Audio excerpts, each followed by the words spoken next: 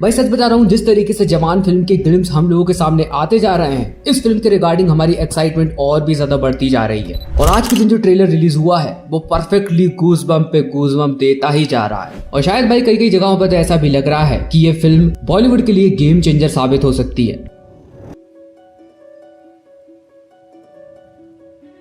तो इस ट्रेलर की शुरुआत होती है और एसआर के वॉइस ओवर करते हैं कि एक राजा था और धीरे धीरे कर वो सारी जंग हारता गया। फिर ये प्लेन ऊपर से लेकर नीचे तक उड़ता है और हमको एसआर के एक पानी में तैरते हुए नजर आते हैं। तो यार इस चीज में आपने एक चीज बहुत बुरे तरीके से मिस कर दी है। जब दोस्तों जवान का प्रीव्यू लॉन्च किया गया था तो हमको इसी तरीके का कुछ पहाड़ी एरिया बताया गया था जहाँ पर की लोगों पर जुल्म होता हुआ भी हमको इस ट्रेलर में दिखा हुआ था। उसके थोड़ी देर बाद ही हमको खून में सने हुए कुछ हाथ भी दिखाई देते हैं, जो कि ये इंडिकेट करता है कि उस जगह पर किस लेवल का वायलेंस हो रहा है। वहीं दोस्तों छोटे से सीन में हमको एक लड़का भी दिखाई देता है जो कि सिमिलरली उस प्रीव्यू में जिस तरीके के लोग हमको दिखाई दिए थे सेम वैसा ही दिख रहा है। कुछ ही देर बाद हमको एसआरके का वही लेजेंडरी लुक बताया जाता है जो कि हमको पहले कई बार बता चुके हैं। पूरे शरीर पर पट्टियां बंधी हुई हैं और जवान का दोस्तों आपको वो प्रीव्यू तो याद ही होगा, यहाँ पर कि हमने इन्हीं पट्टियों में एसआरके को लड़ते हुए भी देखा हुआ था। यहाँ पर दोस्तों ऐसा हो सकता है कि एसआरके इस जंग को भी हार गए हों, जैसा कि हमने प्रीवियस वॉइस ओवर में भी हमने सुन चुके हैं, और अब इस जगह पर वो हील हो रहे हैं। अब हमको एक न्यूज रिपोर्टर कुछ ऐसा कहते हुए नजर आती है कि मुंबई में हुए इस हाईजैक ने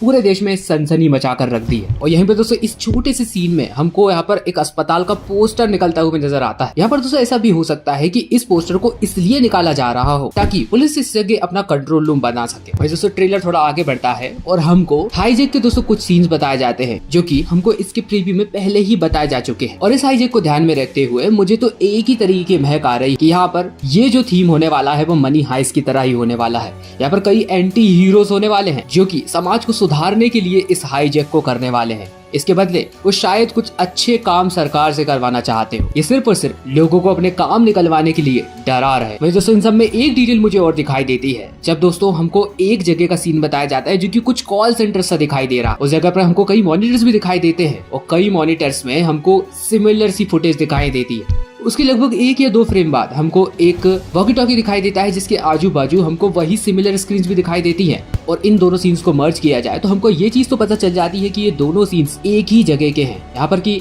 मेरा ये कहना है कि ये पुलिस कंट्रोल रूम के सीन्स हो सकते हैं। वहीं इसके बाद ट्रेलर थोड़ा आगे बढ़ता है और शायद दोस्तों आपने इस जगह पर एक डिटेल मिस कर दी होगी कि इस बार ट्रेलर का शेड बिल्कुल चेंज हो जाता है। इस जगह पर हमको ये भी पता चलता है कि इन लोगों ने ट्रेन जरूर हाईजैक की है, लेकिन ये लोग किसी का भी गलत नहीं चाहते। और ये बात तब कंफर्म होती है जब सुनील ग्रोवर कहते हैं कि लोग उसके फैन बने पड़े। सब उसके फैन बने पड़े मैम। इसका मतलब एसआरके एक ऐसा कैरेक्टर प्ले करने वाले हैं जो कि जनता के हित में हो, मतलब कि एक ऐसा कदम उठाने वाले हैं जिससे कि ज्यादातर लोग उनके पक्ष में ही बात करें। साथ ही में जिस बदलाव की वो लोग बात कर रहे हो उसे जनता तहे दिल से सपोर्ट करना चाह रही हो, तभी इतने सारे लोग एकजुट हो गए हैं ताकि वो जवान को सपोर्ट कर सके।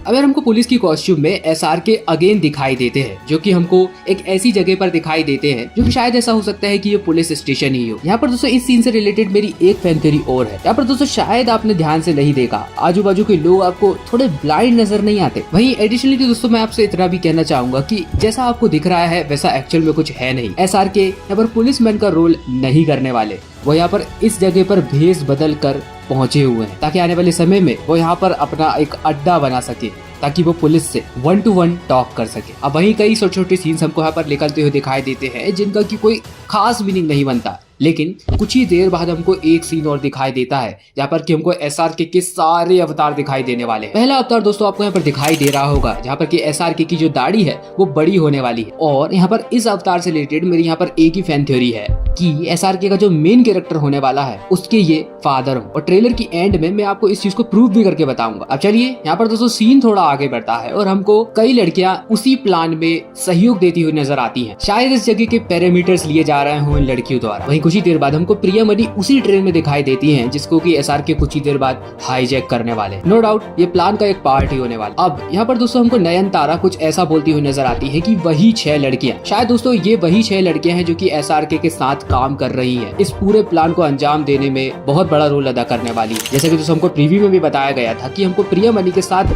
6 लड़कियां और दिखाई देती हैं, शायद ये वही 6 लड़कियां। वहीं उसके थोड़ी देर बाद हमको एक डिटेल और दिखाई देती है यहाँ पर कि एसआरके उस पुलिस ऑफिसर की बेटी से भी मिलने वाले हैं। मतलब मनी हाइस्ट के प्रोफेसर की तरह ही बहुत हद तक स्टोरी लाइन मुझे दिखती है यहाँ पर कि आपको शायद याद होगा कि यहाँ पर रकील की बेटी पॉला के साथ भी प्रोफेसर ने कुछ ऐसे ही रिलेशन डेवलप किए हुए थे। बाकी इस बारे में दोस्तों आपका क्या कहना है नीचे जाके कमेंट बताना बिल्कुल भी मत भूल। लेकिन इसके बाद भी दोस्तों मुझे एक चीज समझ में नहीं आती कि यहाँ पर दीपिका पादुकोण का इस सब में क्या रोल होने वाला है। अगर आपको पता है तो नीचे जाके कमेंट बताइए। कुछ ही फ्रेम्स बाद हमको ट्रेन का वही सीन बताया जाता है यहाँ पर कि एसआरके ने किसी को बंदी भी बना लिया। शायद दोस्तों ये एक पुलिस ऑफिसर हो सकता है जो कि शायद उसी समय उस मेट्रो ट्रेन में ट्रेवल कर रहा हो और इसने कुछ होशियारी बताने की कोशिश की हो और इसको बंदी बना लिया गया। वही एसआरके की कुछ न्यूज चल रही है और हमको उसके थोड़े ही नीचे एक हेडलाइन भी दिखाई देती है। क्या इस बार कुछ और बदलाव लाएंगे हमारे रॉबिन हुड? अगेन वही मनी हाइस्ट के प्रोफेसर वाला एंग। भैया एसआरके हमको उस जेल वाले सीन में दिखाई देते हैं जहाँ पर कि उन्होंने अपना पूरा सेटअप बिछा लिया है और उन्हीं 6 लड़कियों में से एक लड़की उनकी कुछ रिकॉर्डिंग कर रही है। और कुछ ही देर पहले हमको एसआरके पुलिस की जर्सी में इस जगह पर एंटर करते हुए दिखाई दिए थे। यहाँ पर दोस्तों ऐसा भी हो सकता है कि उस पुलिस की यूनिफॉर्म में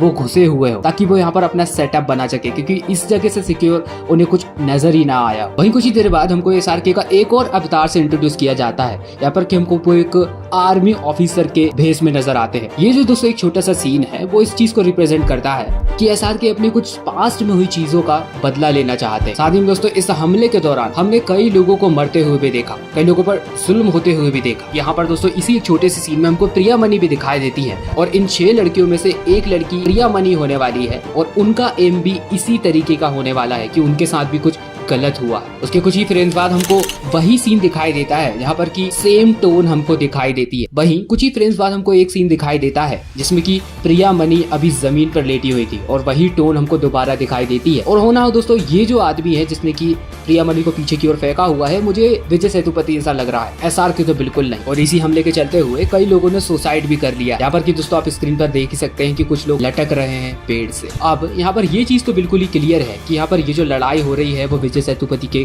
खिलाफ हो रही है। यहाँ पर कि वो पूरे देश में 4थे नंबर पर सबसे बड़े गन डीलर्स में से एक है। शायद दोस्तों यहाँ पर ऐसा हो सकता है कि यहाँ पर इसी गन डीलर ने किसी देश या ऑर्गेनाइजेशन को गन सप्लाई की हो और उन्हीं गन से इसी गांव के लोगों को मार दिया गया, जैसा कि हम इस सीन में भी देख सकते हैं।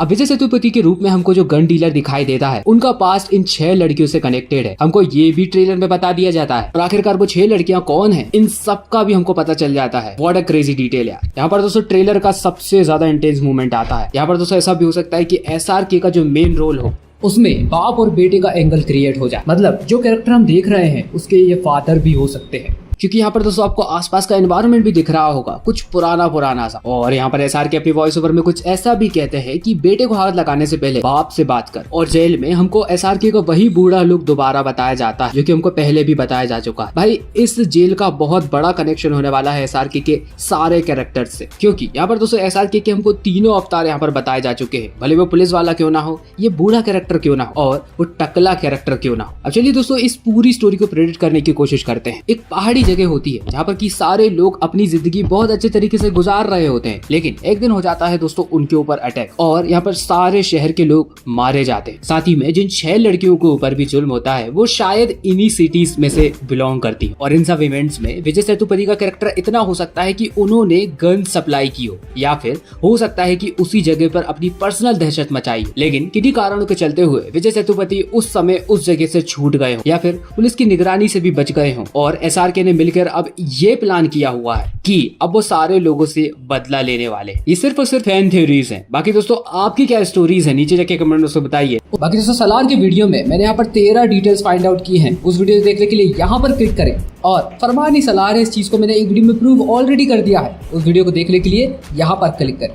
बाकी दोस्तों मुलाकात होगी आपसे अगले ही एक ऐसे धांसू वीडियो में, तब तक के लिए बाय।